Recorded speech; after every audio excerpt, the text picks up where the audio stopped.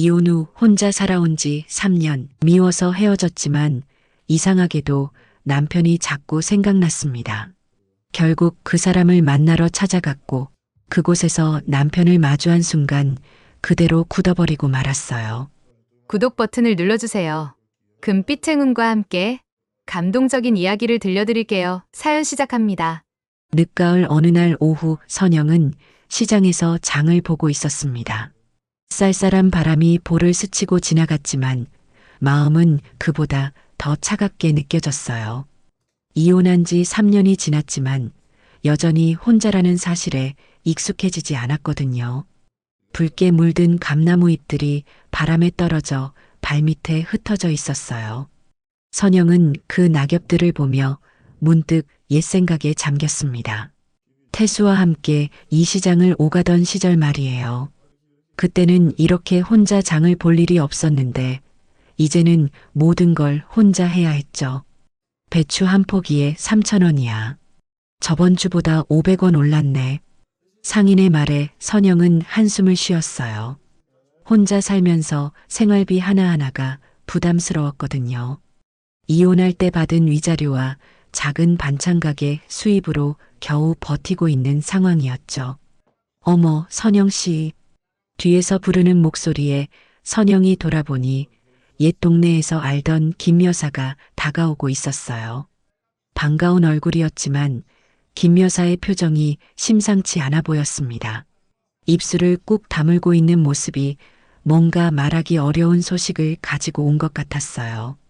김 여사님, 정말 오랜만이에요. 어쩐 일로 이쪽까지 오셨어요? 선영이 인사를 건네자 김 여사는 주변을 둘러보더니 목소리를 낮췄어요. 마치 누군가 엿들을까봐 조심하는 것처럼 말이에요. 선영 씨, 혹시 시간 좀 있어요? 할 말이 있는데. 김 여사의 조심스러운 말투에 선영의 가슴이 불안하게 뛰기 시작했어요. 이혼 후 옛 지인들을 만나면 항상 이런 식으로 조심스럽게 말을 꺼내곤 했거든요. 대부분 태수에 관한 소식이었죠. 네, 괜찮아요. 근처 카페에서 차나 한잔 할까요? 두 사람은 시장 근처의 작은 카페로 들어갔어요. 따뜻한 실내로 들어서니 밖의 차가운 공기와는 대조적으로 포근함이 감돌았습니다. 선영은 따뜻한 커피를 주문하며 마음의 준비를 했어요. 선영 씨, 혹시 태수 씨 소식 들었어요? 그 이름을 듣는 순간 선영의 가슴이 철렁 내려앉았습니다.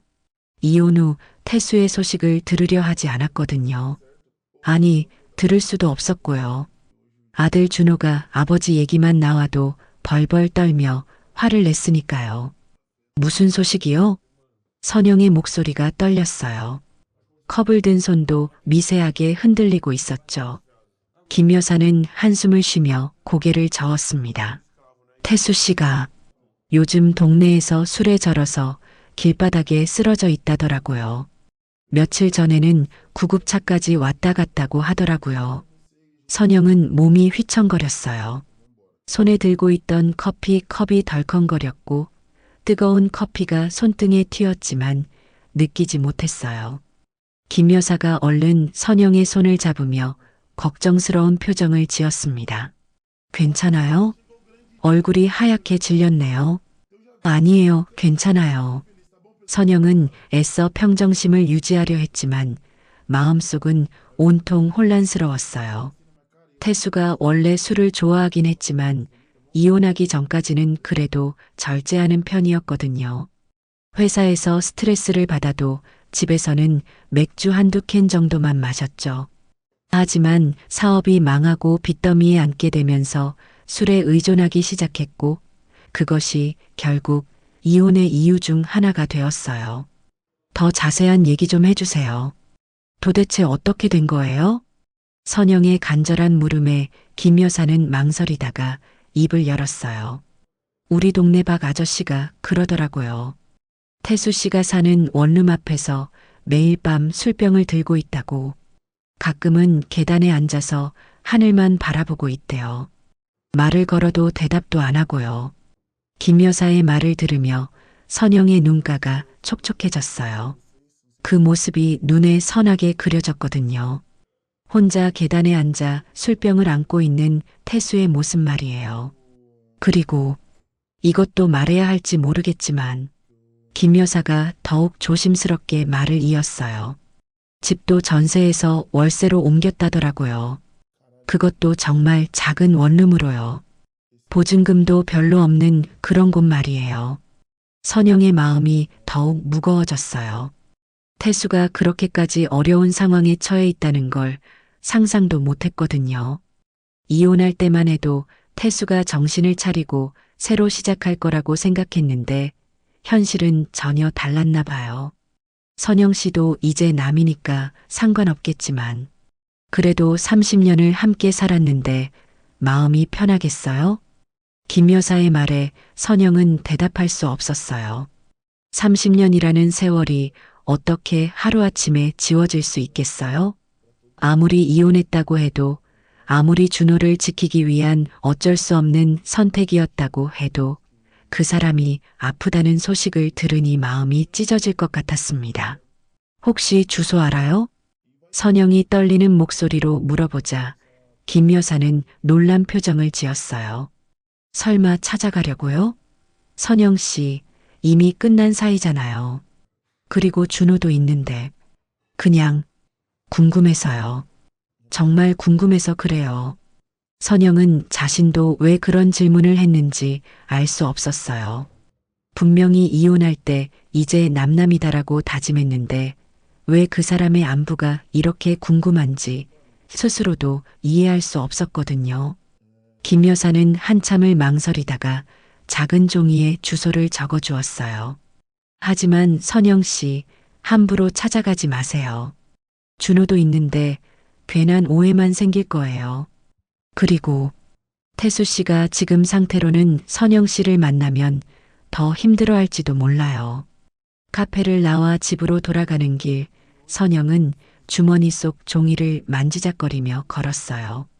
그 작은 종이 한 장이 마치 뜨거운 덩어리처럼 느껴졌습니다. 손끝으로 만질 때마다 태수의 얼굴이 떠올랐어요. 버스 정류장에서 버스를 기다리는 동안에도 버스 안에서도 계속 그 종이가 신경 쓰였어요. 차창 밖으로 보이는 늦가을 풍경이 유독 쓸쓸해 보였습니다. 앙상한 나뭇가지들이 마치 도움을 청하는 손 같아 보였어요. 집에 도착해서도 선영은 멍하니 앉아 있었어요. 태수가 길바닥에 쓰러져 있었다는 김 여사의 말이 머릿속에서 맴돌았거든요. 구급차가 왔다 갔다는 말도 계속 귀에 들렸고요. 선영은 그 사람이 정말 그렇게까지 망가진 건지 걱정이 되었습니다. 엄마, 왜 그래요? 어디 아파요? 일찍 퇴근한 준호가 어머니의 이상한 모습을 보고 걱정스럽게 물었어요. 평소와 다르게 멍하니 앉아있는 엄마의 모습이 이상해 보였거든요. 선영은 아들을 보며 고민했습니다. 태수의 소식을 말해야 할지 말아야 할지 결정하기 어려웠어요. 하지만 준호의 표정을 보니 이미 예상하고 있는 것 같았습니다. 준호야, 혹시 또 그 사람 얘기하려고요? 준호의 목소리가 차갑게 변했어요. 아들은 이혼 후 아버지에 대한 얘기를 철저히 금기시했거든요. 아버지라는 말조차 하기 싫어했죠. 엄마, 몇 번 말씀드렸잖아요. 우리랑 상관없는 사람이라고. 그 사람 때문에 우리가 얼마나 고생했는데 아직도 미련이 남아 있어요? 준호의 말이 옳다는 걸 선영도 알고 있었어요. 태수 때문에 빚더미에 앉았고 집까지 잃을 뻔했으니까요. 채권자들이 집 앞에 와서 고함을 지르고 준호가 학교에서도 창피를 당했던 그 시절을 잊을 수 있겠어요? 그 사람은 엄마한테 뭘 해준 게 있어요? 사업 망치고 술만 마시고 우리 가족을 거지로 만들었잖아요. 이혼한 게 잘한 거예요. 준호의 목소리에는 원망이 가득했어요. 아들에게는 아버지가 이미 용서할 수 없는 사람이 되어버린 거죠. 아니야, 그냥 괜히 한 얘기야. 선영은 애써 웃으며 고개를 저었어요. 하지만 그날 밤 잠이 오지 않았습니다. 침대에 누워서도 계속 뒤척였고 눈을 감으면 태수의 모습이 떠올랐어요. 새벽 2시가 넘어서야 선영은 베개 밑에서 그 종이를 꺼내 보았어요. 희미한 전등 불빛 아래에서 주소를 다시 확인했습니다. 생각보다 멀지 않은 곳이었어요. 버스로 30분 정도면 갈 수 있는 거리였죠. 선영은 그 종이를 보며 혼잣말을 했어요. 정말 한 번만 멀리서라도 확인해 봐야겠어. 하지만 동시에 준호의 말도 계속 머릿속에 맴돌았습니다. 30년 세월이 어떻게 그렇게 쉽게 지워질 수 있겠어요? 아무리 이혼했다고 해도, 아무리 원망스럽다고 해도 그 사람이 아프다는 소식을 들으니 마음이 편할 리 없었거든요. 선영은 종이를 다시 베개 밑에 넣고 눈을 감았어요. 창밖에서는 늦가을 바람이 창문을 흔들고 있었고 선영의 마음도 그 바람처럼 흔들리고 있었습니다. 선영은 내일 아침이 되면 이 마음이 바뀔지 아니면 정말로 그곳에 가보게 될지 알 수 없었어요. 복잡한 생각들이 머릿속에서 맴돌았지만 피로에 지친 선영은 결국 깊은 잠에 빠져들었습니다. 그 다음 날부터 선영은 제대로 잠을 잘 수 없었어요. 밤마다 뒤척이며 김 여사가 해준 말들을 되새겼습니다. 태수가 길바닥에 쓰러져 있었다는 말, 구급차가 왔다 갔다는 말, 작은 원룸에서 혼자 지낸다는 말. 그 모든 게 머릿속에서 맴돌았어요. 반찬 가게에서 일을 하면서도 선영의 마음은 온통 다른 곳에 가 있었습니다. 단골 손님들이 와서 인사를 해도 제대로 알아차리지 못했고 주문을 받을 때도 멍하니 있곤 했어요.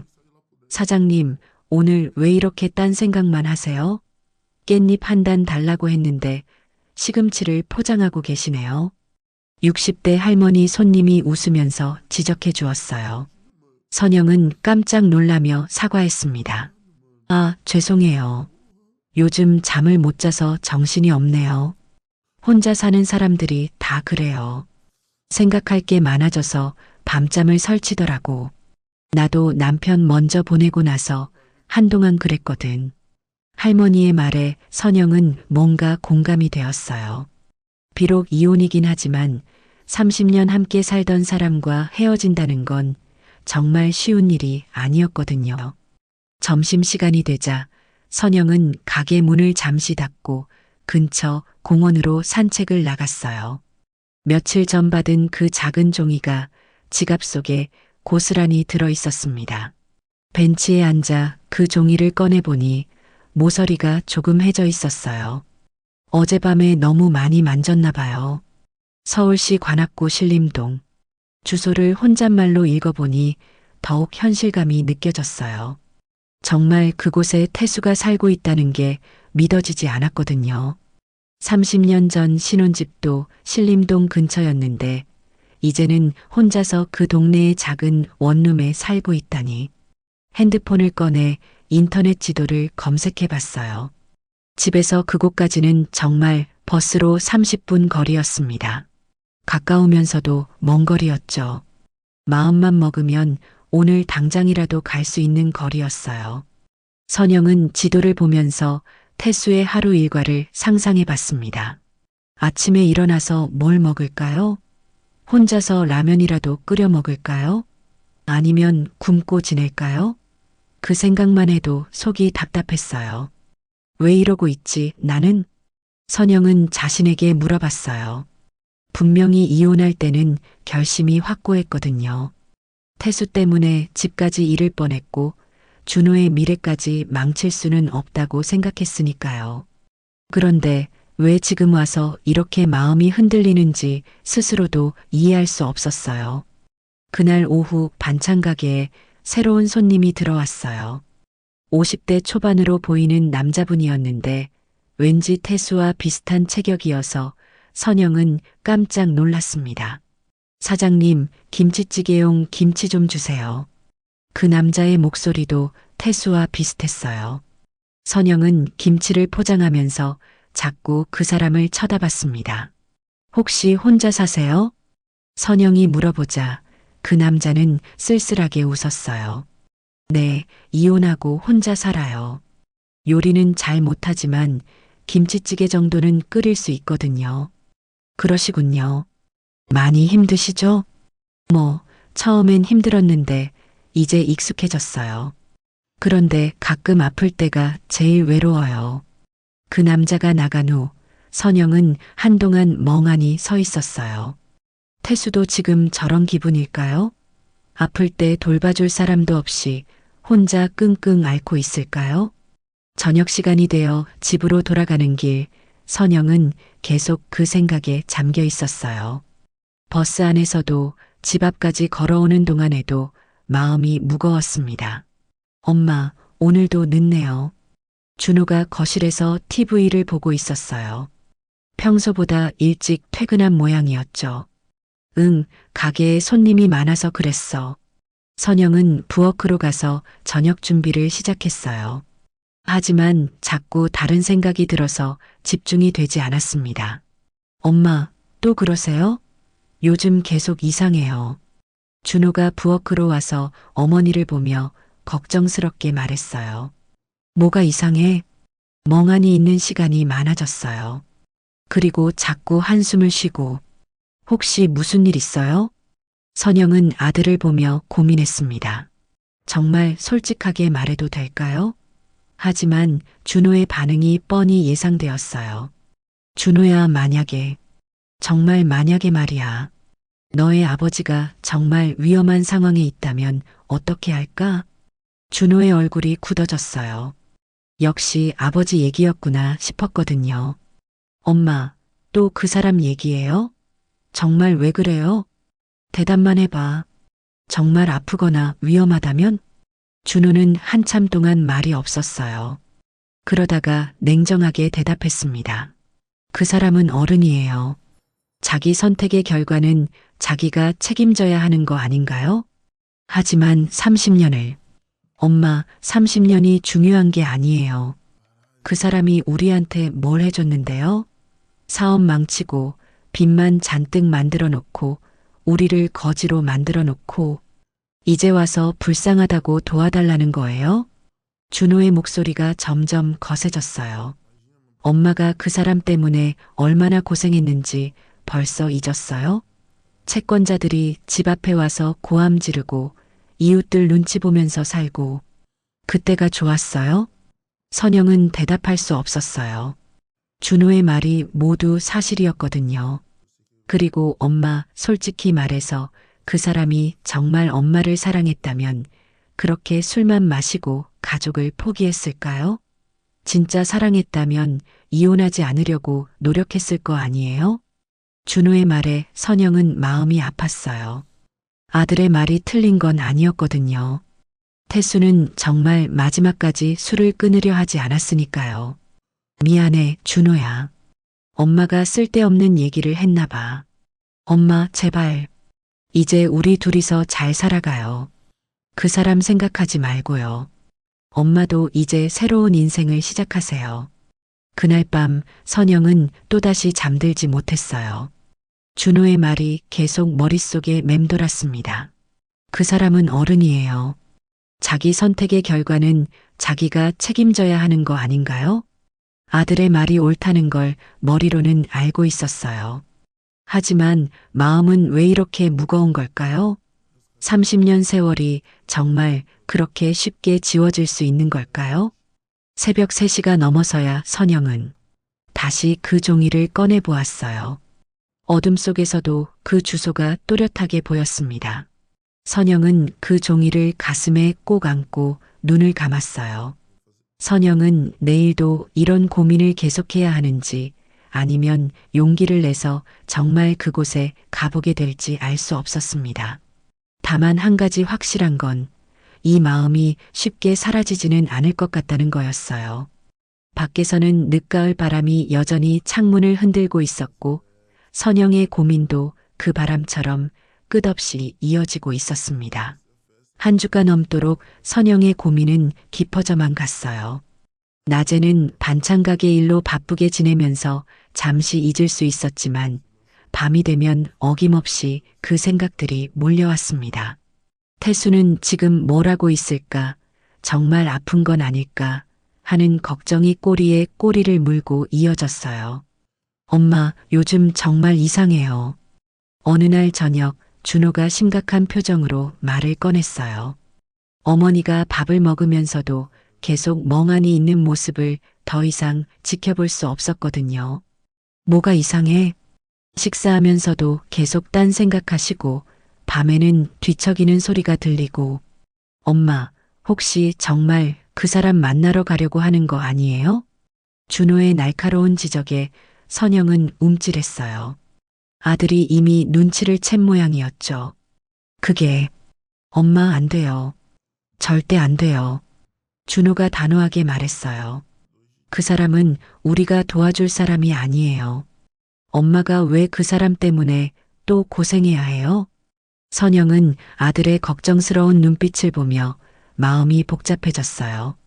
준호 입장에서는 당연한 반응이었거든요. 준호야, 엄마도 머리로는 너 말이 맞다는 걸 알아. 하지만 뭐가 있어요? 엄마, 그 사람이 술 끊는다고 몇 번 약속했는지 기억해요?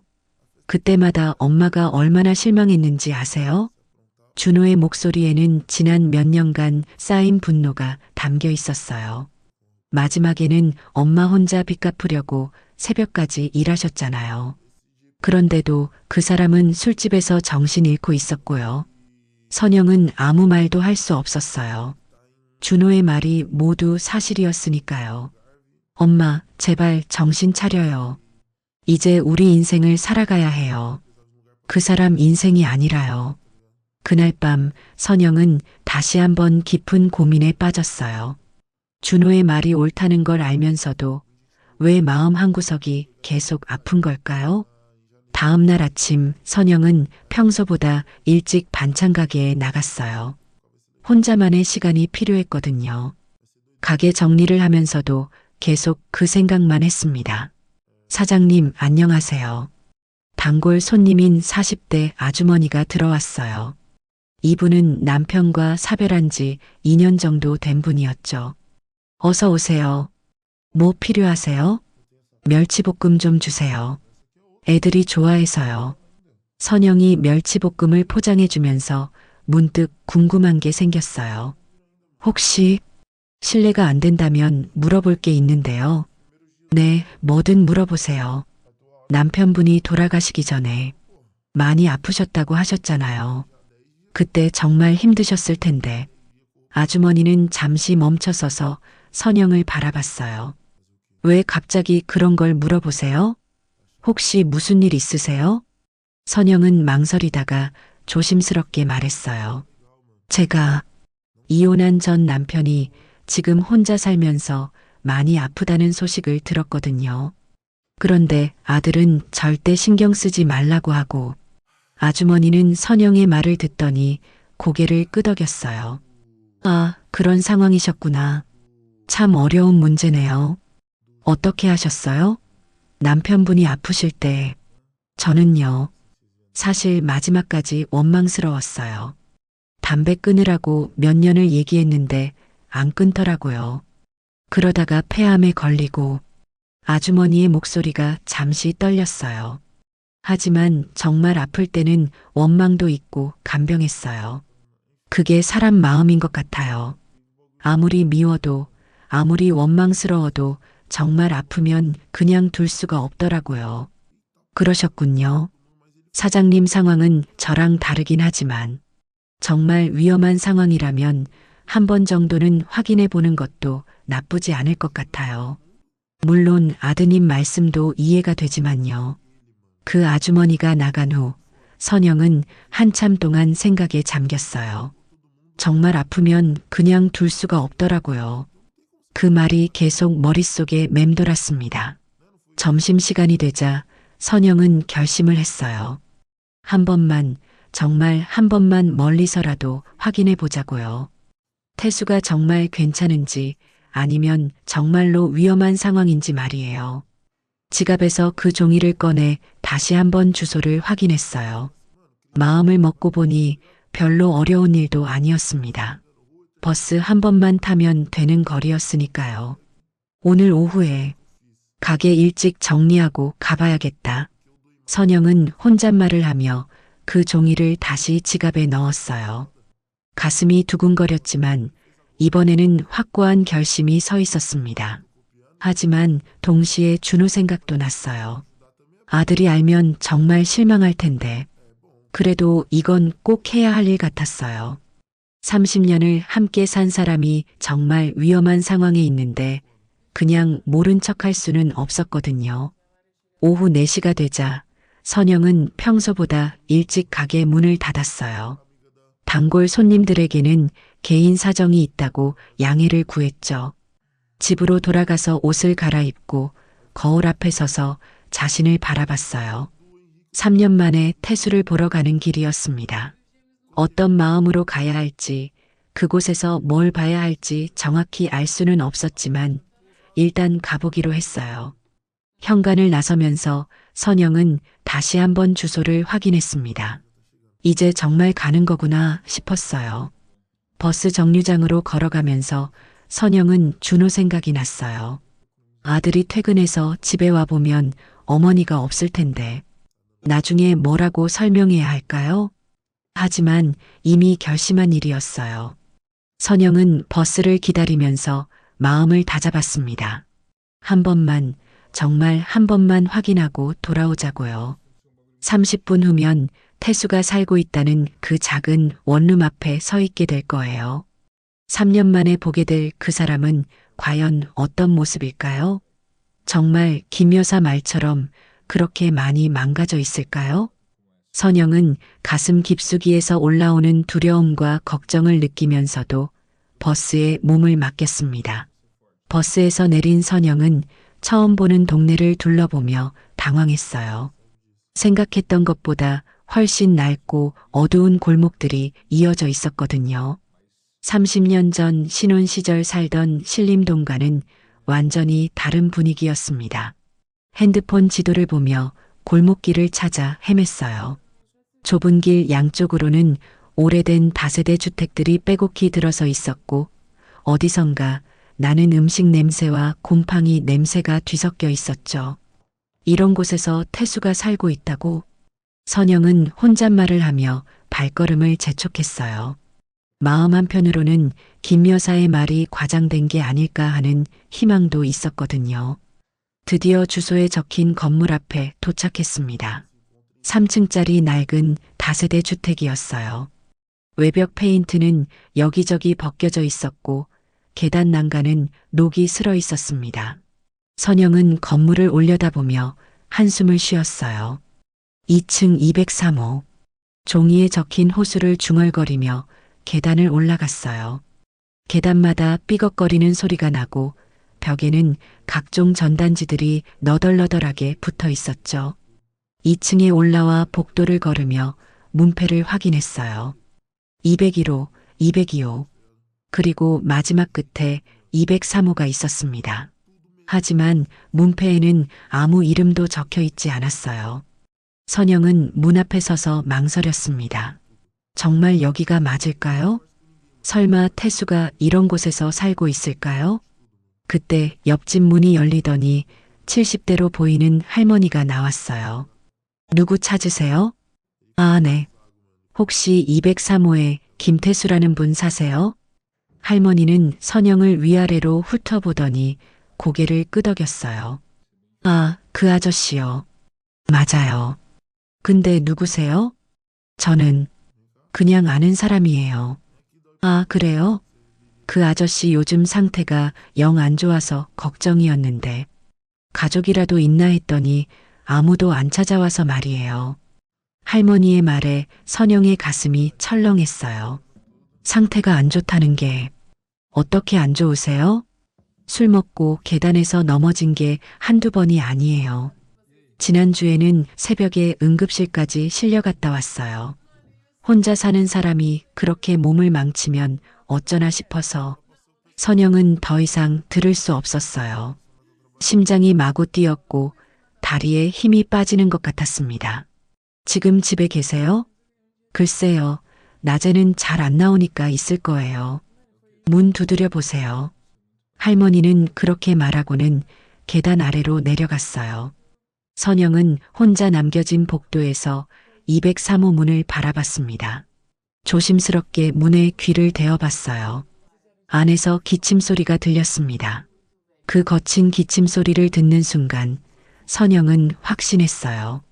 태수가 정말 여기 살고 있구나. 손을 들어 문을 두드리려다가 다시 멈췄어요. 정말 노크를 해도 될까요? 태수가 문을 열고 선영을 보면 어떤 반응을 할까요? 선영은 용기를 내서 문을 살짝 두드려 봤어요. 똑똑똑. 안에서 움직이는 소리가 들렸지만 문은 열리지 않았어요. 다시 한 번 더 크게 두드렸습니다. 누구요? 문 안에서 태수의 목소리가 들렸어요. 3년 만에 듣는 그 목소리는 전보다 훨씬 쉰 소리였습니다. 선영은 대답하지 못했어요. 뭐라고 말해야 할지 모르겠더라고요. 누구냐고요? 태수의 목소리가 조금 더 거세졌어요. 하지만 예전처럼 힘이 있지는 않았죠. 선영은 결국 대답 대신 문에서 한 발짝 뒤로 물러섰어요. 아직 직접 만날 준비가 되지 않았거든요. 그런데 그때 문이 열렸어요. 누가 문을 두드리고 문틈으로 태수가 얼굴을 내밀었어요. 그 순간 선영은 충격에 말을 잃었습니다. 3년 만에 본 태수는 완전히 다른 사람이 되어 있었어요. 수염은 덥수룩하게 자라 있었고 뺨은 푹 꺼져 있었습니다. 특히 눈빛이 전혀 달랐어요. 예전에 그 맑은 눈빛은 사라지고 피로와 절망이 가득한 눈빛만 남아 있었거든요. 선영?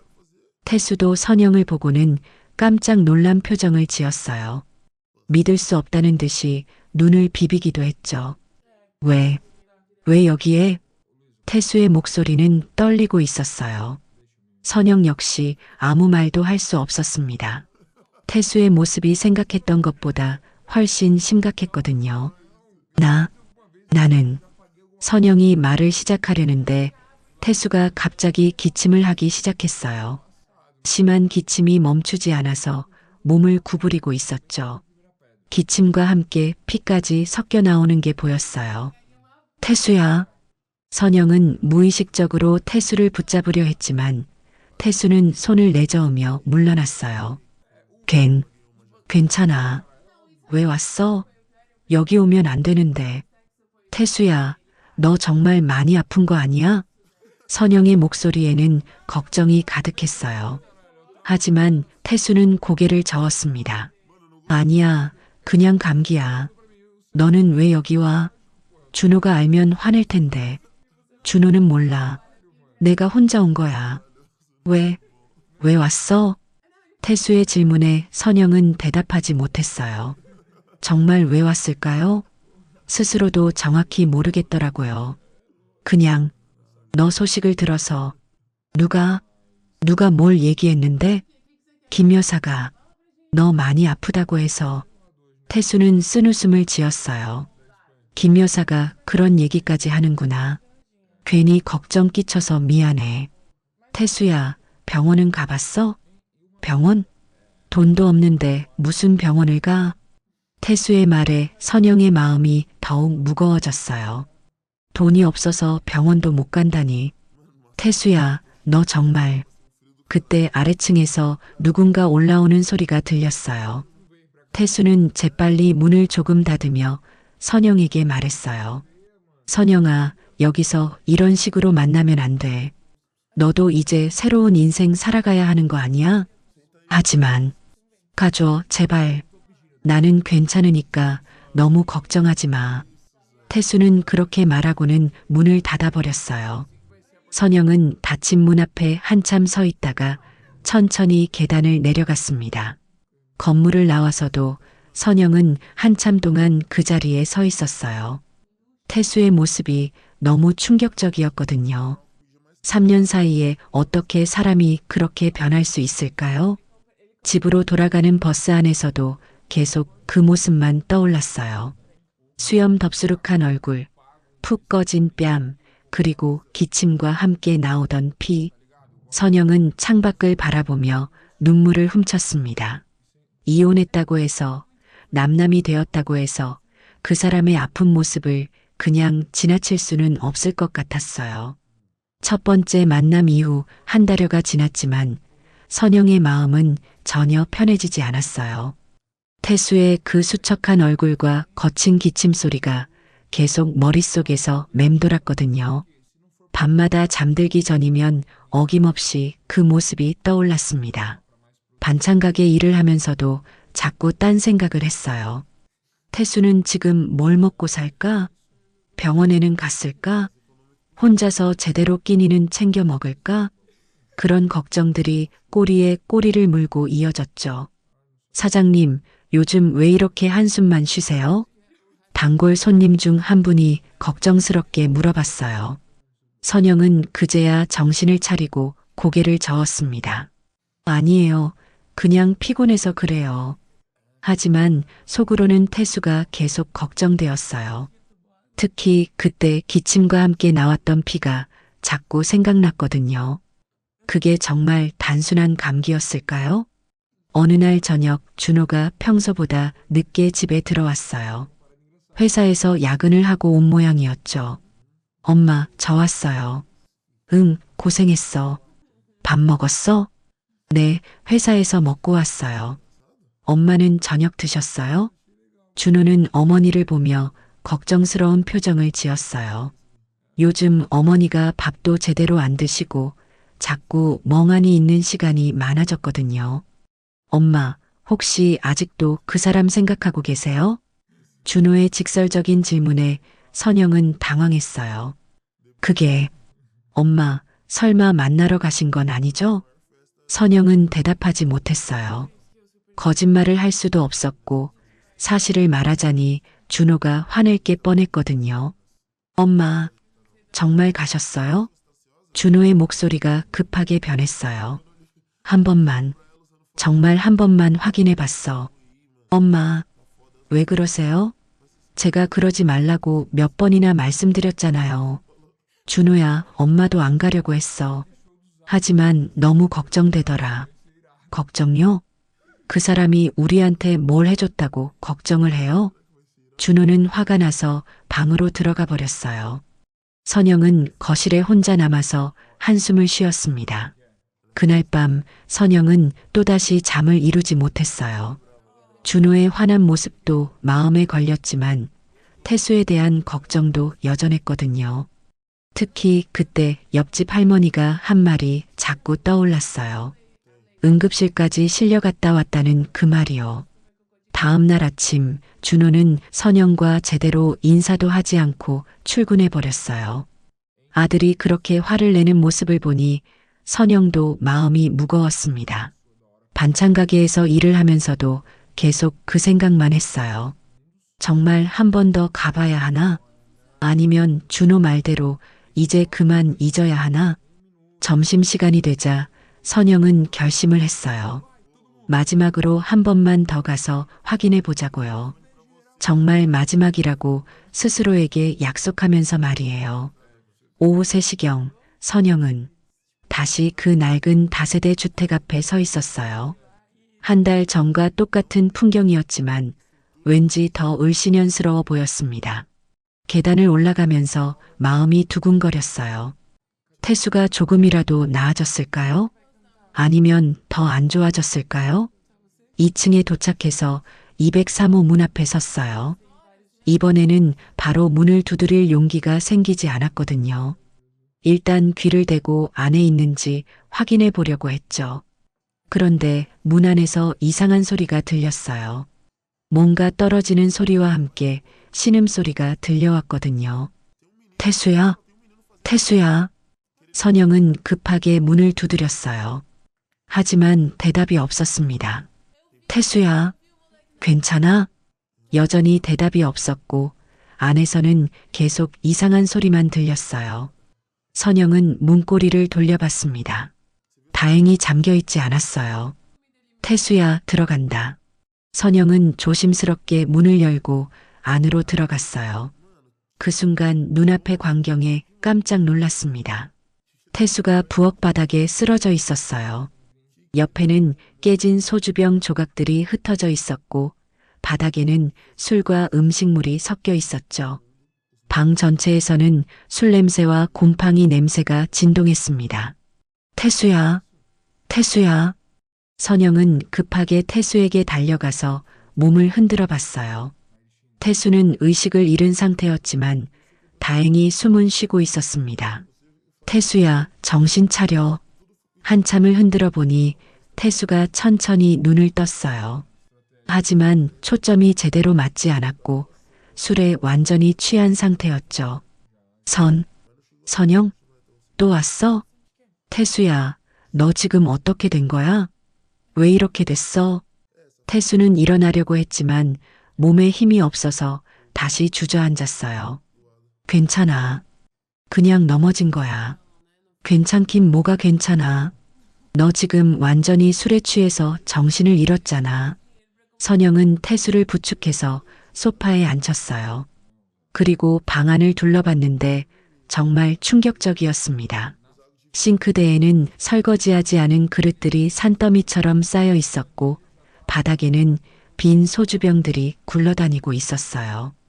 냉장고 문을 열어보니 소주와 맥주 외에는 아무것도 없었죠. 태수야, 너 밥은 언제 먹었어? 술이 밥이지 뭐. 태수의 대답에 선영은 화가 났어요. 하지만 동시에 너무 안타까웠습니다. 태수야, 정말 이러면 안 돼. 너 죽을 수도 있어. 죽으면 어때? 어차피 혼자 사는 거. 태수의 말에 선영의 마음이 찢어질 것 같았어요. 이 사람이 정말 삶을 포기한 걸까요? 그때 태수가 또다시 심한 기침을 했어요. 이번에는 지난번보다 더 많은 피가 나왔습니다. 태수야, 피가 나와. 선영은 급하게 휴지로 태수의 입을 닦아줬어요. 하지만 피는 계속 나오고 있었죠. 병원 가야 해. 지금 당장. 병원? 돈도 없는데 무슨 병원. 돈은 내가 어떻게든 할 테니까 일단 병원부터 가자. 선영은 태수를 부축해서 일으키려 했어요. 하지만 태수는 고개를 저었습니다. 안 돼. 너까지 고생시킬 수는 없어. 지금 그런 소리 할 때가 아니야. 너 정말 위험해. 선영은 핸드폰을 꺼내서 119에 신고하려고 했어요. 하지만 태수가 손을 잡고 말렸습니다. 제발, 그러지 마. 왜 그러지 말라는 거야? 나는 이미 끝난 사람이야. 너는 새로운 인생 살아야 하는 거 아니야? 태수의 말에 선영은 눈물이 났어요. 이 사람이 정말 스스로를 포기해버린 거구나 싶었거든요. 태수야, 세상에 끝난 사람은 없어. 너도 다시 시작할 수 있어. 다시 시작? 나 같은 사람이 사업 망치고 빚만 만들고 가족까지 잃은 사람이. 태수의 목소리에는 절망이 가득했어요. 선영은 그런 태수를 보며 마음이 아팠습니다. 그래도 이렇게 살면 안 돼. 선영은 태수 손을 꼭 잡았어요. 그 손은 전보다 훨씬 말라 있었고 거칠어져 있었죠. 그날 오후 선영은 태수 곁에서 몇 시간을 보냈어요. 방 청소도 하고 근처 마트에서 죽도 사와서 먹여줬죠. 태수는 처음에는 거부했지만 결국 조금씩 먹었습니다. 선영아, 고마워. 하지만 이제 가야 해. 준호가 걱정할 거야. 태수야, 혼자 있으면 안 돼. 또 이런 일이 생기면 어떡해? 괜찮아. 조심할게. 선영은 마음이 무거웠지만 일단 집으로 돌아갈 수밖에 없었어요. 하지만 택시를 타고 가면서도 계속 태수 생각만 했습니다. 집에 도착했을 때는 이미 밤 9시가 넘어 있었어요. 준호가 거실에서 기다리고 있었죠. 엄마, 어디 다녀오셨어요? 준호의 목소리는 차가웠어요. 준호야, 또 그 사람한테 가셨죠? 선영은 대답하지 못했어요. 거짓말할 수도 없었고 사실을 말하자니 더 화낼 게 뻔했거든요. 엄마, 정말 실망이에요. 준호는 그렇게 말하고는 자기 방으로 들어가 버렸어요. 선영은 거실에 혼자 남아서 깊은 한숨을 쉬었습니다. 오늘 본 태수의 모습이 너무 충격적이었어요. 정말 죽을 것 같은 상태였거든요. 이대로 두면 안 될 것 같았지만 준호는 계속 반대할 테고 선영은 어떻게 해야 할지 정말 모르겠었어요. 그날 밤 선영은 한잠도 자지 못했어요. 태수가 쓰러져 있던 모습과 기침과 함께 나왔던 피가 계속 머릿속에서 맴돌았거든요.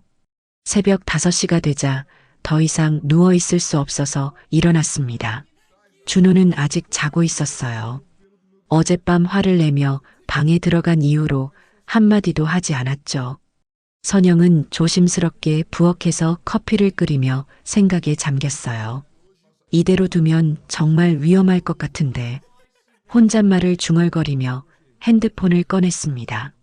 태수에게 전화를 걸어볼까 싶었지만 전화번호를 바꿨을 수도 있고 받지 않을 수도 있었죠.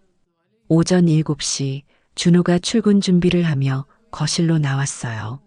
어머니와 눈을 마주치지 않으려고 일부러 고개를 돌렸습니다. 준호야, 아침 먹고 가. 시간 없어요. 준호의 차가운 대답에 선영은 마음이 아팠어요. 하지만 뭐라고 변명할 수도 없었거든요. 준호야, 엄마, 저 늦어요. 준호는 그렇게 말하고는 현관문을 닫고 나가버렸어요. 선영은 텅 빈 집에 혼자 남겨져서 한숨을 쉬었습니다.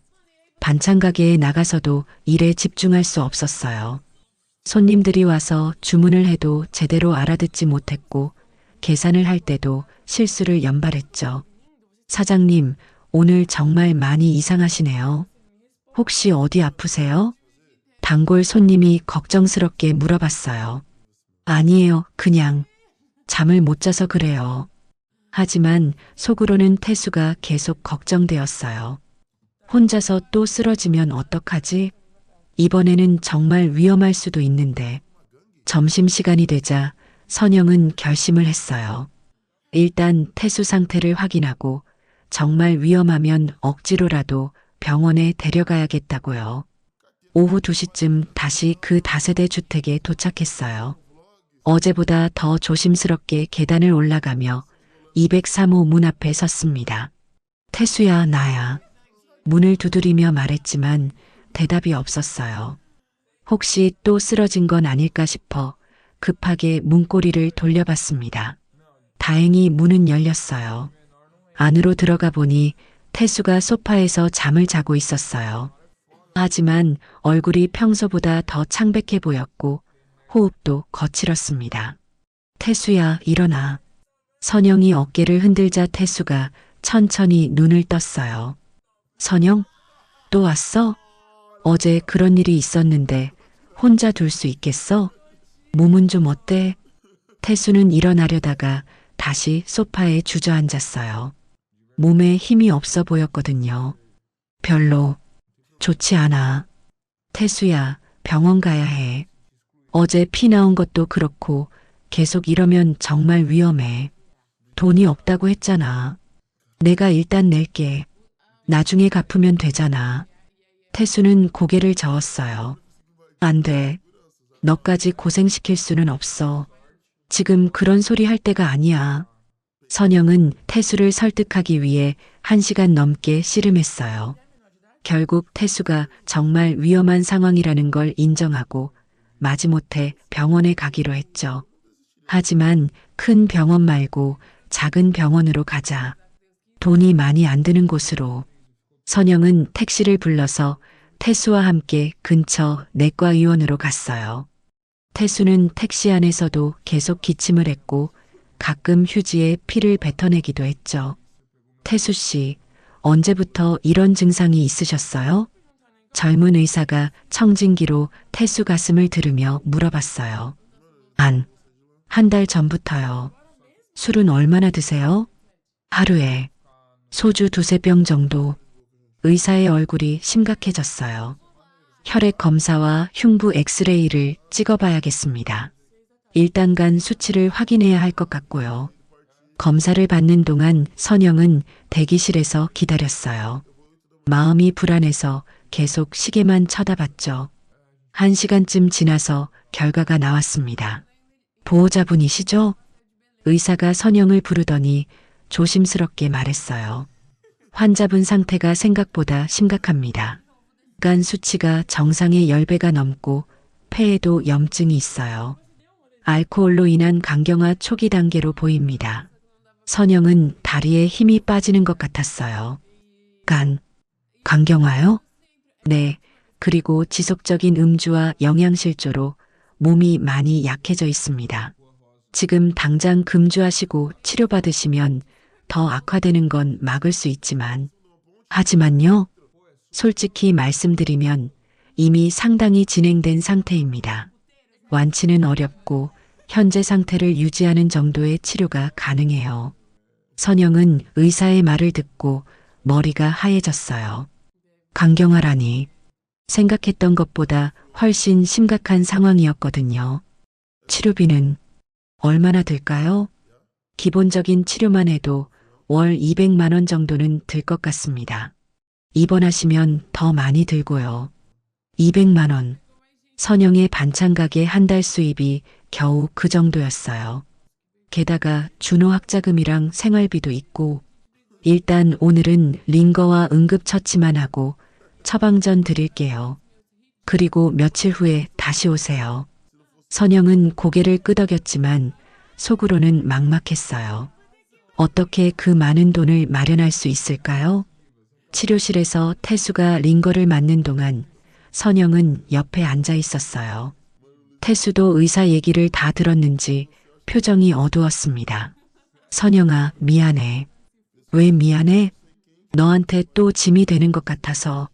이미 충분히 고생시켰는데. 선영은 태수의 손을 잡았어요. 무슨 소리야? 30년을 함께 살았는데 아픈 사람을 그냥 둘 수는 없잖아. 하지만 준호는 어떻게? 알면 화낼 텐데. 선영도 그게 가장 걱정이었어요. 준호가 알면 정말 화를 낼 거고 어쩌면 어머니와도 등 돌릴지 모르거든요. 일단 너 건강부터 챙기자. 다른 건 나중에 생각해도 돼. 링거를 다 맞고 병원을 나올 때는 이미 저녁 6시가 넘어 있었어요. 태수는 전보다 조금 나아 보였지만 여전히 걸음이 불안정했습니다. 집까지 데려다 줄게. 괜찮아. 혼자 갈 수 있어. 아니야, 오늘은 내가 데려다 줄게. 선영은 택시를 불러서 태수를 집까지 데려다 주었어요. 그리고 냉장고에 죽과 간단한 반찬들을 채워넣고 처방받은 약도 정리해 주었죠. 태수야, 약은 꼭 챙겨 먹어. 그리고 술은 절대 마시면 안 돼. 알겠어. 정말 고마워. 집으로 돌아가는 길, 선영은 무거운 마음으로 버스에 앉아 있었어요. 간경화 초기, 월 200만 원의 치료비. 현실적으로 쉽지 않은 상황이었거든요. 게다가 준호가 알면 생각만 해도 머리가 아팠어요. 집에 도착했을 때는 밤 9시가 넘어 있었어요. 준호가 거실에서 TV를 보고 있었는데 어머니를 보자 표정이 굳어졌습니다. 엄마, 또 어디 다녀오셨어요? 준호야, 또 그 사람한테 갔죠? 어제 그렇게 화를 냈는데도. 선영은 어떻게 설명해야 할지 몰랐어요. 태수의 병원 진단 얘기를 하면 준호가 더 화낼 게 뻔했거든요. 준호야, 엄마 얘기 좀 들어봐. 들을 것도 없어요. 엄마가 그 사람 때문에 또 고생하시는 거 보기 싫어요. 준호는 그렇게 말하고는 또다시 방으로 들어가 버렸어요. 선영은 혼자 거실에 남아서 깊은 한숨을 쉬었습니다. 태수의 병은 생각보다 심각했고 치료비는 감당하기 어려울 만큼 많았어요. 게다가 준호는 계속 반대하고 있고 정말 어떻게 해야 할지 막막했습니다. 하지만 한 가지는 확실했어요. 그 사람을 그냥 죽게 둘 수는 없다는 거였죠. 아무리 이혼했다고 해도, 아무리 준호가 반대한다고 해도 30년을 함께 산 사람을 포기할 수는 없었어요. 선영은 밤늦도록 앉아서 어떻게 하면 좋을지 고민했습니다. 그날 밤 늦게까지 잠들지 못한 선영은 침대에서 일어나 거실로 나왔어요. 준호는 벌써 잠든 것 같았고 집안은 조용했습니다. 선영은 서재 한 구석에 있는 오래된 상자를 꺼냈어요. 이혼할 때 버리지 못했던 추억의 물건들이 담긴 상자였죠. 준호가 보면 화낼 것 같아서 지금까지 숨겨두었던 거였어요. 상자를 열자 오래된 사진들과 편지들이 나왔습니다. 30년 전 결혼식 사진, 신혼여행 사진, 준호가 어렸을 때 찍은 가족 사진. 그 모든 것들이 고스란히 남아 있었어요. 정말 행복했었는데 선영은 혼잣말을 하며 한 장 한 장 사진을 들여다봤어요. 그 시절의 태수는 지금과는 완전히 달랐거든요. 맑은 눈빛에 환한 미소를 짓고 있는 모습이었죠. 1992년 선영과 태수가 처음 만난 건 공장에서였어요. 선영은 사무직으로, 태수는 기술직으로 일하고 있었죠. 태수는 항상 성실하고 책임감 있는 사람이었어요. 선영 씨, 오늘 야근하시나요? 제가 집까지 바래다 드릴까요? 아니에요, 괜찮아요. 버스 타고 갈게요. 혼자 가시면 위험해요. 그냥 제가 바래다 드릴게요. 그때의 태수는 정말 다정하고 세심한 사람이었어요. 데이트할 때도 항상 선영을 먼저 생각해 주었고 작은 선물도 자주 준비해 주었죠.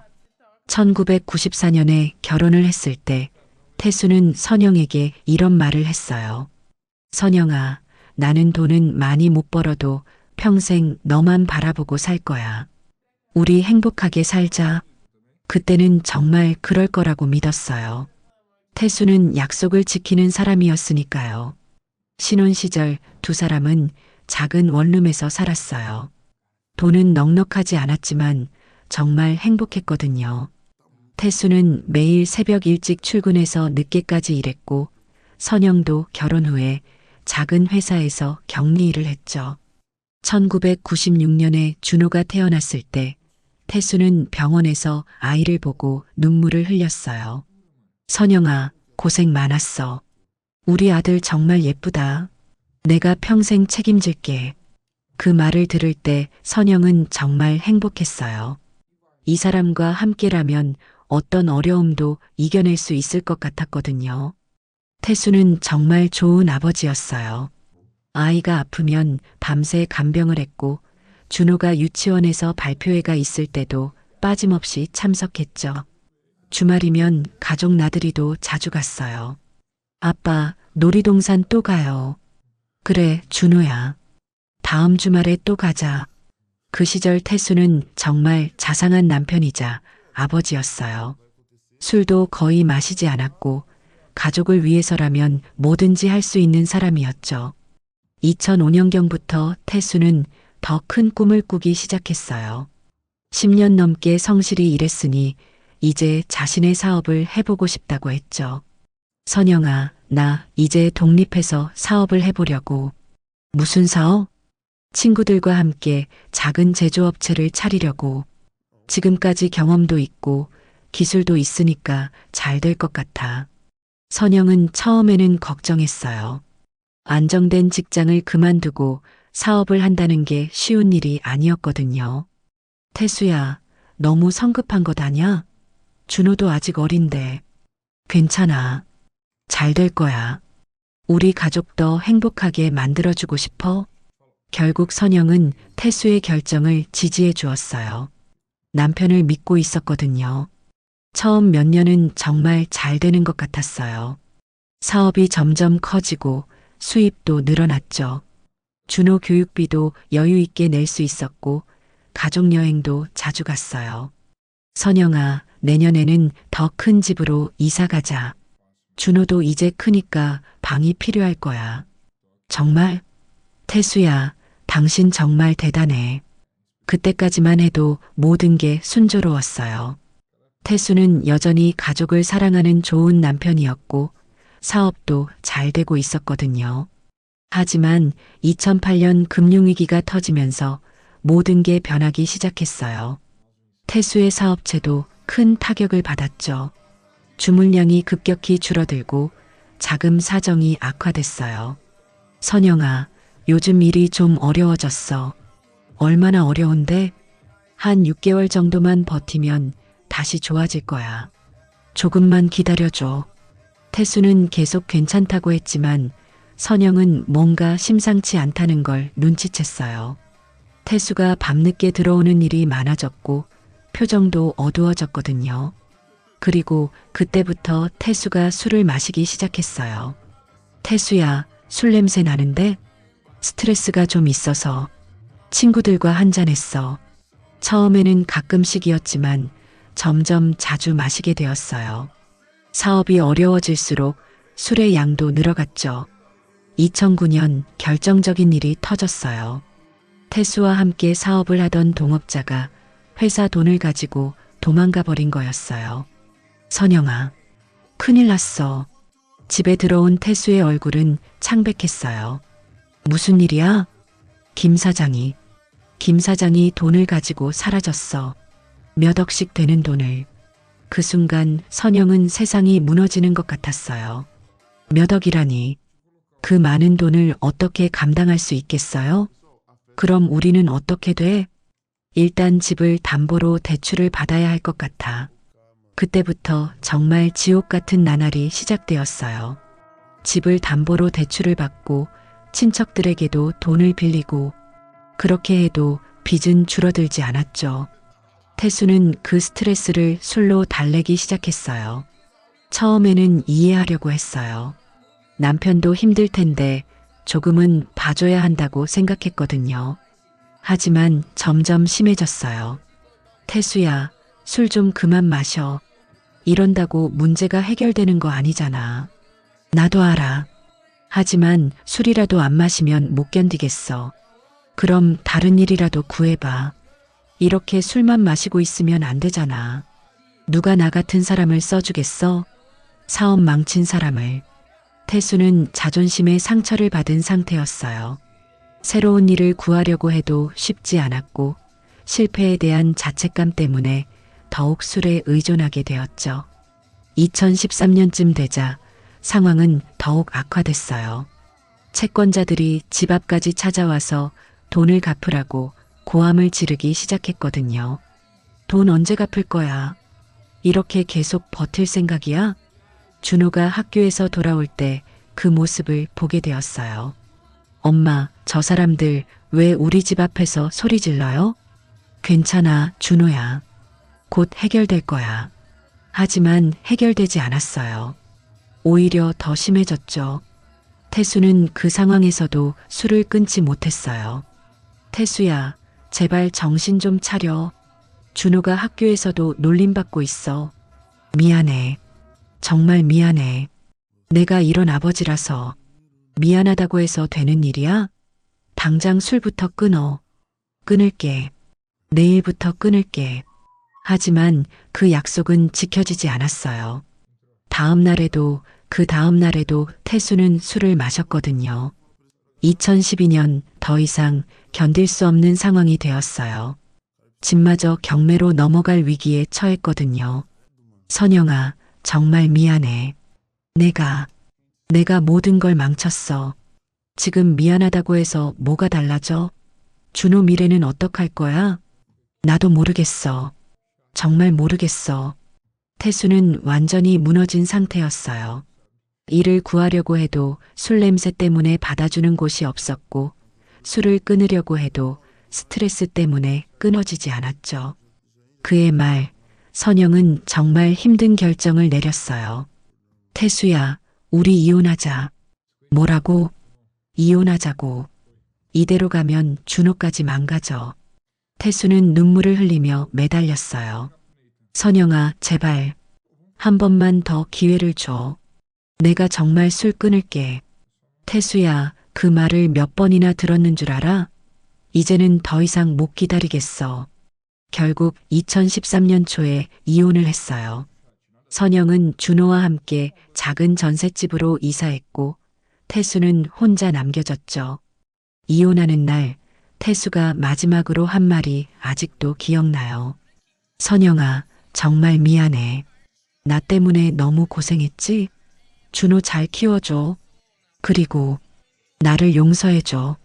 그때는 정말 끝이라고 생각했어요. 30년의 결혼 생활이 그렇게 끝나는 거라고. 하지만 지금 다시 생각해보니 태수도 피해자였던 것 같아요. 사업 실패의 충격과 자책감, 그리고 가족을 지키지 못했다는 죄책감 때문에 술에 의존하게 된 거였죠.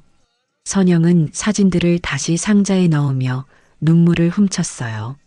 그 시절에 행복했던 기억들이 더욱 소중하게 느껴졌거든요. 태수야, 우리 정말 행복했었는데. 새벽 4시가 넘어서야 선영은 상자를 정리하고 침대로 돌아갔어요. 내일은 또 어떤 하루가 될까요? 태수의 치료는 어떻게 해야 할까요? 하지만 한 가지는 확실했어요. 그 시절의 추억이 아직도 마음속에 남아있다는 거였죠. 아무리 힘들고 아픈 일이 있었어도 사랑했던 시간은 지워지지 않는다는 걸 알게 되었어요. 과거를 되돌아본 후 며칠이 지나면서 선영은 태수에 대한 자신의 마음을 정리할 수 있었어요. 그 사람을 완전히 포기할 수는 없다는 확신이 섰거든요. 하지만 현실적인 문제들이 산더미처럼 쌓여 있었습니다. 태수는 병원에서 일주일간 입원 치료를 받았어요. 선영이 입원비를 대신 낸 거였죠. 반찬 가게 한 달 수입의 절반에 해당하는 돈이었지만 어쩔 수 없는 선택이었어요. 퇴원하는 날 선영은 태수를 데리러 갔어요. 일주일간의 치료로 얼굴색이 조금 좋아져 보였지만 여전히 걸음이 불안정했습니다. 선영아, 정말 고마워. 어떻게 갚아야 할지.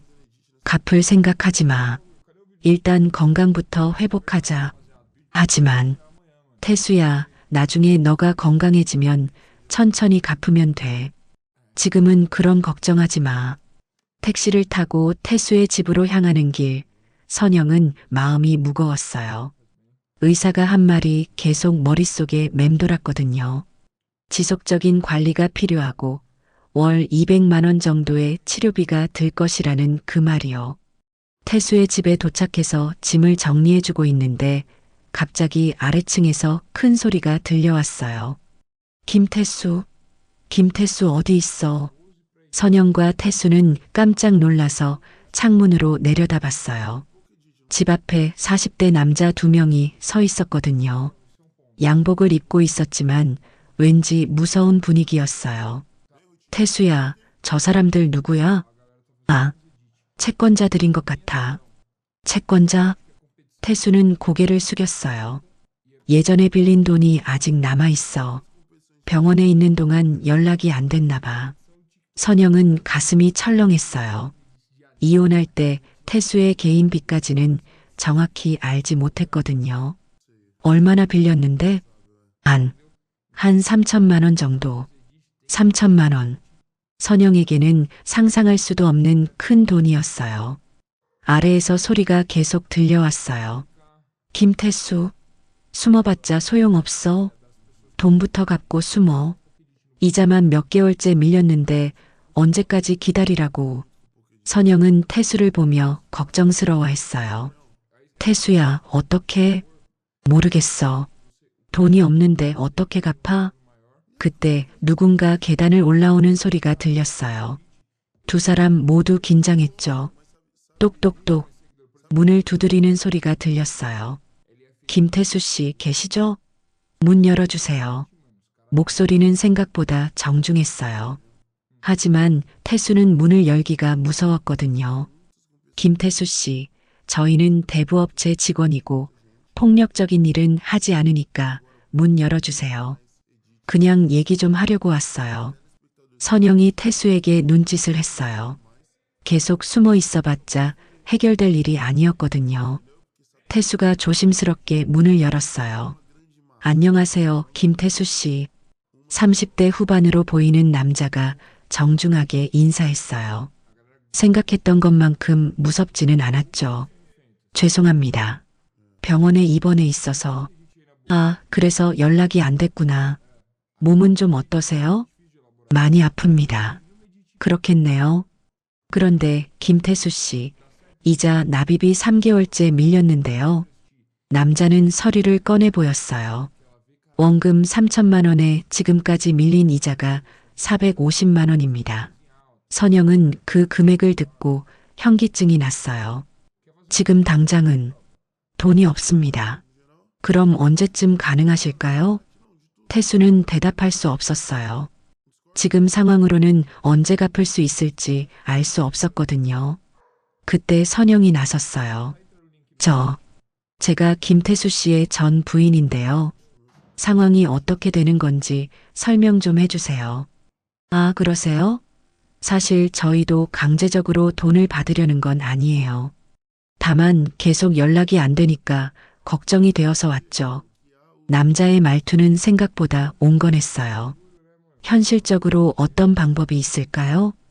김태수 씨가 지금 수입이 전혀 없으신 상황이면 개인회생 신청을 해보시는 것도 방법입니다. 개인회생이요? 네, 법원에 신청하면 빚을 줄여주는 제도예요. 물론 조건이 있지만요. 선영은 처음 듣는 얘기였어요. 어떤 조건인가요? 일단 최소한의 수입이 있어야 하고 성실하게 갚겠다는 의지를 보여야 해요. 그러면 원금의 일부만 갚아도 될 수 있어요. 정말요? 네, 하지만 김태수 씨 상황으로는 먼저 일자리를 구하셔야 할 것 같은데. 태수는 고개를 저었어요. 제가 지금 몸이 이런데 어떤 일자리를 구할 수 있겠어요? 그렇긴 하지만 뭐라도 해야 하지 않을까요? 계속 이런 식으로는 안 되잖아요. 남자의 말이 맞았어요.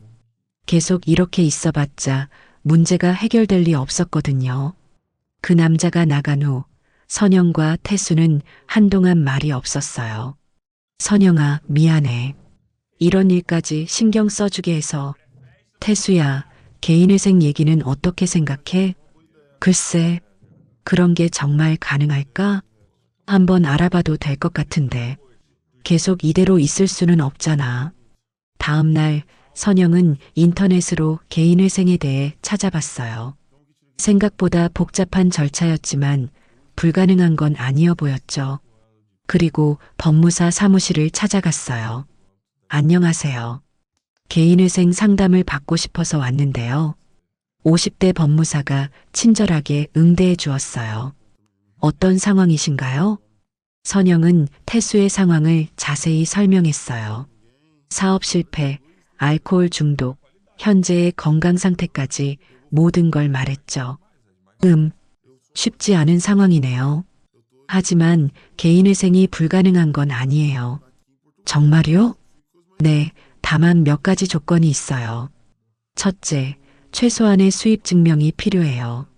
둘째, 술을 끊고 성실하게 살겠다는 의지를 보여야 해요. 수입은 어느 정도면 되나요? 월 100만 원 정도만 되어도 가능해요. 아르바이트라도 상관없고요. 선영은 희망이 보이는 것 같았어요.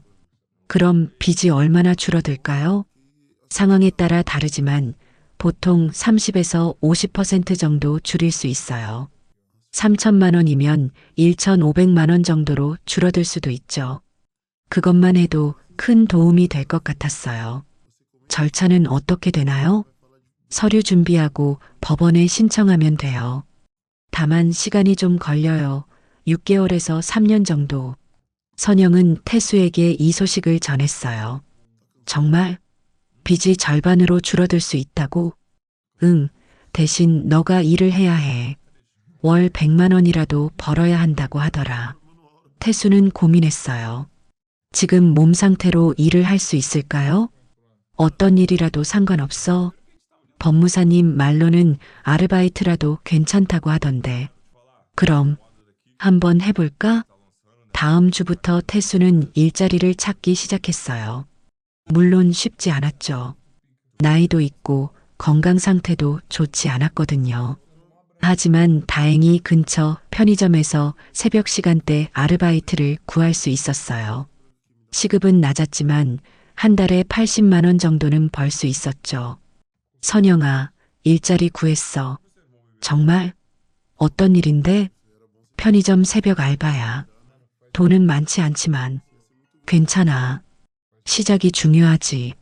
태수가 일을 시작한 지 2주 정도 지나서 선영은 법무사와 함께 개인회생 신청 서류를 준비했어요. 복잡한 절차였지만 희망이 보였거든요. 이제 법원 심사만 통과하면 돼요. 6개월 정도 기다려야 하지만요. 감사합니다. 그날 저녁 집으로 돌아가면서 선영은 조금 마음이 가벼워진 것 같았어요. 물론 아직 해결해야 할 일들이 많았지만 적어도 방향은 보이는 것 같았거든요.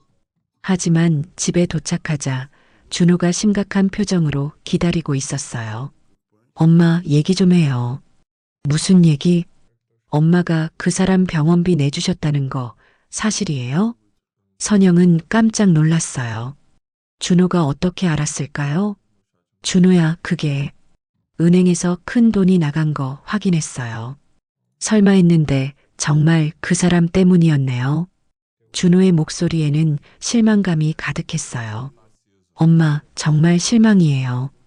우리 살림도 빠듯한데 왜 그 사람한테 그런 돈을 써요? 선영은 어떻게 설명해야 할지 몰랐어요. 아들을 실망시키고 싶지 않았는데. 준호야, 엄마 얘기 좀 들어봐. 더 들을 얘기가 있어요?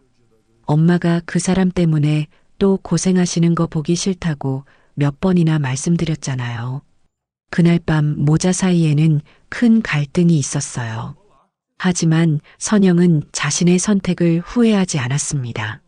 힘들고 복잡하지만 옳은 일을 하고 있다는 확신이 있었거든요. 개인회생 신청을 한 지 한 달이 지나면서 태수의 일상에는 조금씩 변화가 생기기 시작했어요. 편의점 새벽 알바는 힘들었지만 규칙적인 생활을 하게 되었거든요. 무엇보다 술을 완전히 끊었다는 게 가장 큰 변화였죠. 선영아, 오늘로 금주한 지 40일째야. 태수가 자랑스럽게 말할 때 선영은 정말 기뻤어요. 이전에는 하루도 술 없이 지내지 못했던 사람이었는데 이제는 완전히 달라진 모습이었거든요. 정말 잘하고 있어. 몸은 어때? 많이 좋아졌어. 기침도 거의 안 나고 식욕도 돌아왔어. 정기적인 병원 치료와 금주 그리고 규칙적인 생활 덕분에 태수의 건강은 눈에 띄게 좋아졌어요. 얼굴에도 혈색이 돌기 시작했고 걸음걸이도 훨씬 안정되었죠. 하지만 선영에게는 다른 걱정이 있었어요. 준호와의 관계가 계속 악화되고 있었거든요. 엄마, 또 그 사람한테 다녀오셨죠? 어느 날 저녁 준호가 선영을 보며 차갑게 말했어요. 준호야, 엄마가 요즘 어디 다니시는지 다 알아요. 그리고 통장에서 또 돈이 나간 것도 봤고요. 선영은 할 말이 없었어요. 태수의 생활비와 병원비를 지원해 주느라 돈이 나간 게 사실이었거든요. 우리 살림도 빠듯한데 왜 그 사람한테 그렇게 돈을 쓰세요? 준호야, 엄마 얘기 좀 들어봐. 너 아버지가 정말 많이 아팠어. 그리고 이제는 술도 끊고 일도 하고 있어. 그게 우리랑 무슨 상관이에요? 그 사람은 이미 우리 가족이 아니잖아요. 준호의 말에 선영은 가슴이 아팠어요.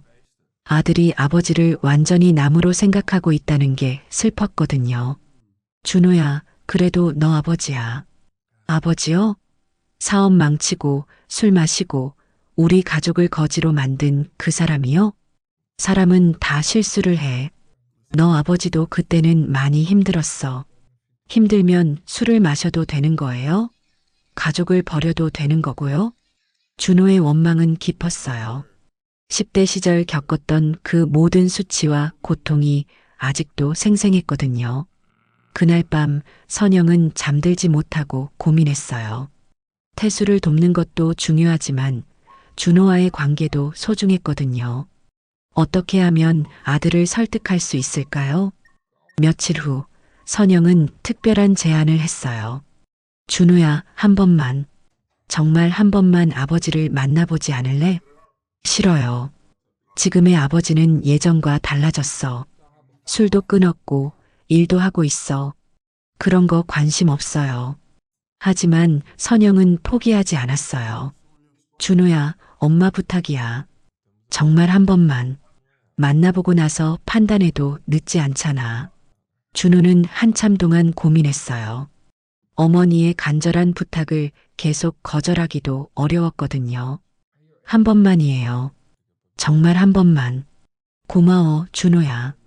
다음 주 일요일 선영은 준호와 함께 태수를 만나러 갔어요. 3년 만에 아버지와 아들이 만나는 자리였죠.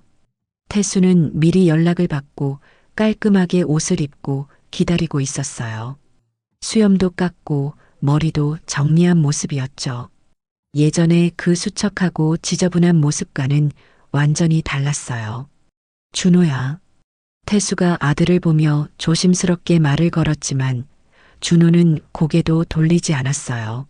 앉자, 준호야. 선영이 중간에서 분위기를 만들려고 했지만 쉽지 않았어요. 준호는 계속 시계만 보며 빨리 끝나기를 바라는 것 같았거든요. 준호야, 아버지가 할 말이 있대. 태수는 한참을 망설이다가 입을 열었어요. 준호야, 아버지가 정말 잘못했다. 준호는 여전히 대답하지 않았어요. 너가 10대 때 겪었던 일들, 아버지 때문에 창피당했던 일들, 다 기억해. 그때 아버지가 정말 한심했어. 태수의 목소리가 떨렸어요. 사업 망치고 술 마시고 가족한테 짐만 되고 아버지라고 부르기도 창피한 사람이었지. 하지만 지금은 정말 달라졌어. 술도 끊었고 일도 하고 있어. 늦었지만 이제라도 제대로 살려고 해. 준호가 처음으로 고개를 들어 아버지를 바라봤어요. 정말 많이 달라진 모습이었거든요. 준호야, 아버지가 너한테 바라는 건 없어. 다시 아버지로 인정해달라는 것도 아니고 그냥 아버지가 잘못했다는 걸 말하고 싶었어. 태수는 눈물을 흘리며 계속 말했어요. 너가 아버지를 용서하지 못하는 거 이해해. 아버지도 그때 내 자신이 용서가 안 됐으니까. 하지만 한 가지만 알아줘. 아버지가 너를 사랑한다는 것만은. 그때 준호의 눈가에 눈물이 고였어요. 아무리 원망스러워도 아무리 화가 나도 아버지라는 존재를 완전히 지울 수는 없었거든요. 아버지. 준호가 처음으로 입을 열었어요. 정말 술 끊으셨어요? 응, 40일째야. 앞으로도 절대 안 마실 거야. 일은 어떤 일 하세요? 편의점에서 새벽 알바해. 힘들긴 하지만 규칙적으로 살 수 있어서 좋아. 부자 간의 대화가 조금씩 이어지기 시작했어요. 처음에는 어색했지만 시간이 지나면서 자연스러워졌죠. 준호야, 대학 생활은 어때? 그냥 보통이에요. 공부 힘들지? 좀 힘들죠. 아버지가 도움이 못 되어서 미안해. 등록금도 엄마 혼자 벌어서 내고. 괜찮아요. 엄마가 열심히 해주시니까. 1시간 정도 대화를 나눈 후 준호는 조금 마음이 누그러진 것 같았어요. 아버지, 저는 아직 아버지를 완전히 용서할 수는 없어요. 당연하지. 아버지도 그걸 바라지 않아. 하지만 정말 술 끊으시고 일하신다면 가끔은 안부 정도는 물어볼 수 있을 것 같아요. 태수는 그 말을 듣고 눈물을 흘렸어요. 고마워, 준호야. 정말 고마워. 그날 이후로 준호의 태도가 조금씩 변하기 시작했어요. 아직 완전히 화해한 건 아니었지만 적어도 적대적이지는 않게 되었거든요. 엄마, 아버지, 정말 많이 달라진 것 같아요. 그치? 엄마도 놀랐어. 그래도 아직은 좀 더 지켜봐야 할 것 같아요. 당연하지. 서두르지 말고 천천히 하자. 한 달 후 법원에서 개인회생 승인 소식이 왔어요. 태수의 빚이 3천만 원에서 1,200만 원으로 줄어든 거였죠. 선영아, 승인됐어. 정말 승인됐어. 태수가 기쁨에 겨워 전화를 걸어왔을 때 선영도 정말 기뻤어요. 축하해, 태수야. 정말 잘 됐다. 이제 5년간 매달 20만 원씩만 갚으면 돼. 할 수 있을 것 같아. 그럼 이제 정말 새 출발이네. 그날 저녁 선영은 준호에게 소식을 전했어요. 준호야, 아버지 개인회생 승인됐대. 그래요? 다행이네요. 준호의 반응은 예전처럼 차갑지 않았어요. 이제 정말 새로 시작할 수 있을 것 같아. 엄마도 이제 조금은 편해지시겠네요. 준호도 어머니가 그동안 얼마나 고생했는지 알고 있었거든요. 몇 개월이 더 지나면서 태수는 편의점 알바에서 마트 정규직으로 옮길 수 있었어요. 월급도 150만 원으로 늘어났죠. 선영아, 이제 정말 혼자서도 살 수 있을 것 같아. 잘 됐어. 건강도 좋아졌고 다 너 덕분이야. 너가 포기하지 않았다면. 무슨 소리야? 너가 노력했으니까 된 거지. 어느 날 준호가 먼저 아버지에게 연락을 했어요. 아버지, 저 준호예요. 준호야, 웬일이야? 그냥 안부 궁금해서요. 일은 잘하고 계세요? 응, 열심히 하고 있어. 고마워, 연락줘서. 비록 완전한 화해는 아니었지만 적어도 가족으로서의 최소한의 연결고리는 회복된 것 같았어요. 그날 밤 선영은 만족스러운 마음으로 잠자리에 들었어요. 쉽지 않은 길이었지만 결국 모든 게 제자리를 찾아가는 것 같았거든요. 초봄이 찾아온 3월, 선영은 반찬 가게에서 일하면서 창밖을 바라보고 있었어요. 새싹이 돋아나는 나무들을 보니 지난 몇 달 동안의 일들이 주마등처럼 스쳐 지나갔습니다. 김 여사로부터 태수의 소식을 들었던 늦가을부터 지금까지 정말 많은 일들이 있었거든요. 사장님, 오늘은 왜 이렇게 기분이 좋아 보여요? 단골 손님이 웃으며 물어봤어요. 선영은 자신도 모르게 미소를 짓고 있었나 봐요. 그런가요? 봄이 와서 그런가 봐요. 맞아요. 봄이 오면 사람 마음도 밝아지죠. 그날 오후 선영에게 태수로부터 전화가 왔어요. 선영아, 나야. 시간 있을 때 한번 만날 수 있을까? 무슨 일인데? 좋은 소식이 있어서 직접 만나서 얘기하고 싶어. 선영은 궁금했어요. 태수의 목소리가 평소보다 밝게 들렸거든요. 저녁 시간에 두 사람은 공원에서 만났어요. 태수는 깔끔한 옷을 입고 있었고 얼굴에는 건강한 혈색이 돌고 있었습니다.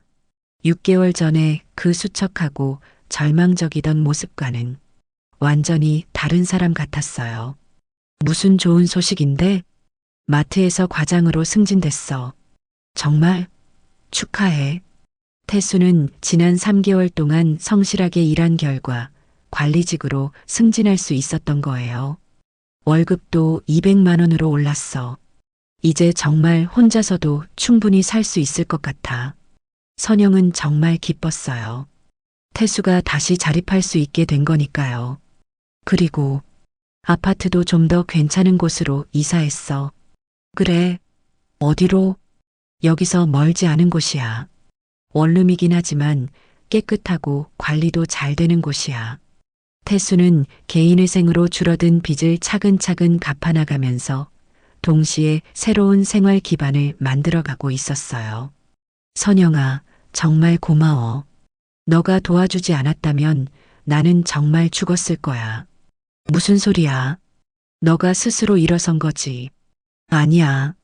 너가 병원에 데려가주고 법무사도 찾아주고 그때 너가 도와주지 않았다면 지금의 나는 없었을 거야. 선영은 조금 부끄러웠어요. 사실 자신도 확신이 없었던 일이었거든요. 그런데 선영아, 미안한 게 있어. 뭐가? 준호한테 아직 제대로 된 아버지가 되지 못한 것 같아서 시간이 좀 더 필요할 것 같아. 선영은 고개를 끄덕였어요. 당연하지. 서두를 필요 없어. 준호도 조금씩 마음을 열고 있으니까. 실제로 준호는 한 달에 한 번 정도는 아버지에게 안부 전화를 하고 있었어요.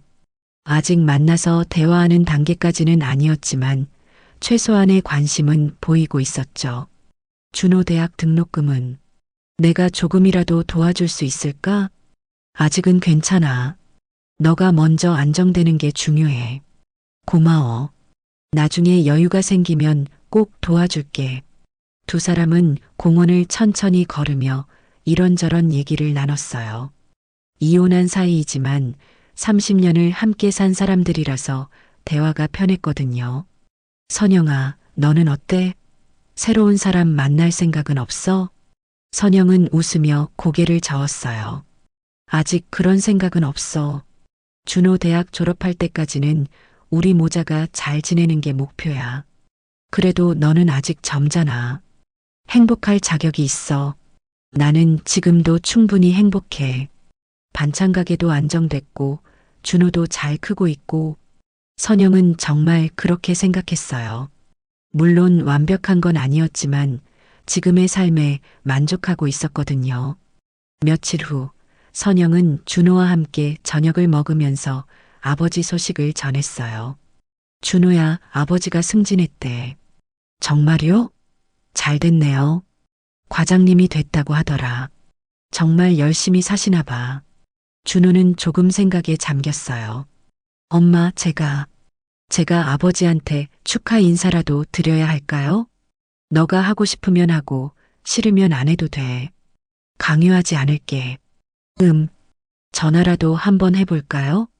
선영은 기뻤지만 내색하지 않았어요. 준호 스스로 결정하는 게 중요했거든요. 그날 밤 준호는 아버지에게 전화를 걸었어요. 아버지, 저 준호예요. 준호야, 어쩐 일이야? 승진 축하드려요. 태수는 감격했어요. 아들이 먼저 축하 인사를 해준 거니까요. 고마워, 준호야. 아버지가 더 열심히 살게. 네. 몸 조심하세요. 짧은 통화였지만 부자 사이에는 조금씩 변화가 일어나고 있었어요. 5월이 되자 태수는 선영에게 특별한 제안을 했어요. 선영아, 우리 가끔씩 준호와 함께 밥이라도 먹을 수 있을까? 준호한테 물어봐야지. 그럼 너가 준호한테 물어봐 줄래? 선영은 조심스럽게 준호에게 물어봤어요.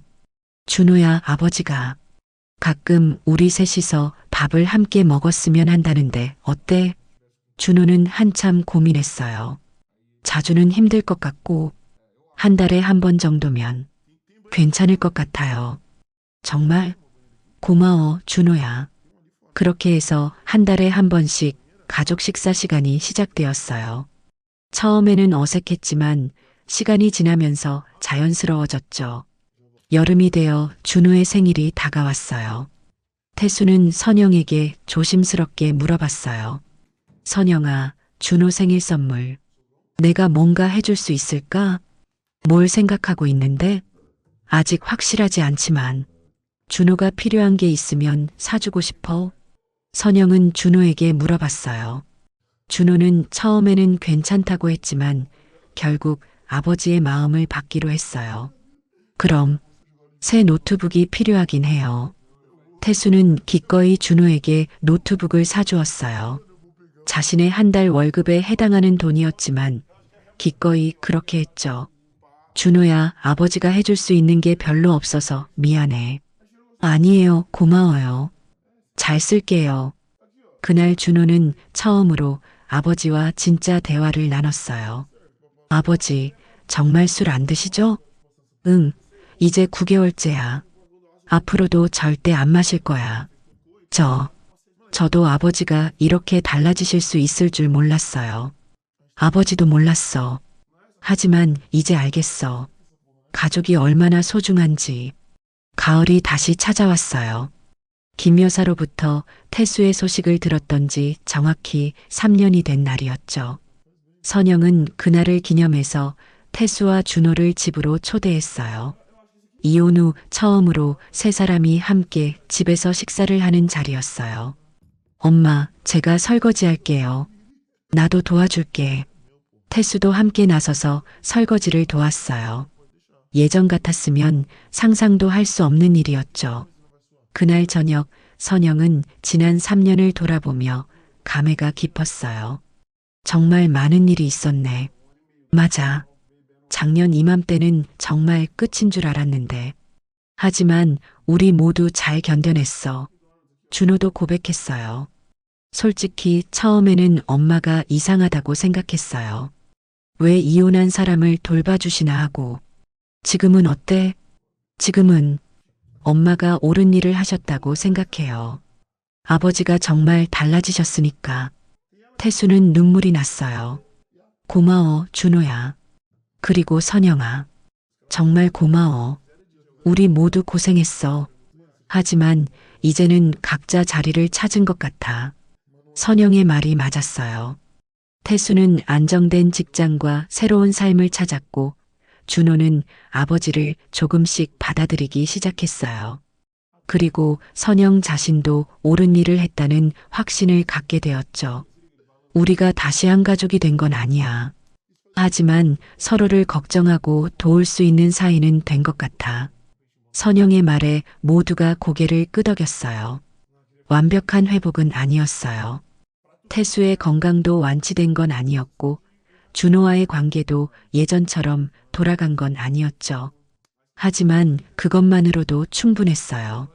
중요한 건 서로를 포기하지 않았다는 거였어요. 사랑했던 시간들이 완전히 사라지는 건 아니라는 걸 알게 되었죠. 그날 밤 세 사람은 각자의 집으로 돌아갔어요. 하지만 마음속에는 따뜻한 무언가가 남아 있었습니다. 30년의 세월, 이혼, 그리고 새로운 시작.